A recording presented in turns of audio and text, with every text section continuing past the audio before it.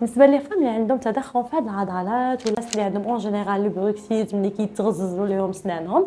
بالنسبه لهاد لا باسونت اللي كان عندها مشكل ديال البروكسيزم، درنا ليها لو بوتوكس. اون انجيكتي لو بوتوكس بور لو muscle masséter. داكور. اي فوالا لو ريزولتا افيكاس، شي حاجه اكثر من افيكاس كاع. داكور.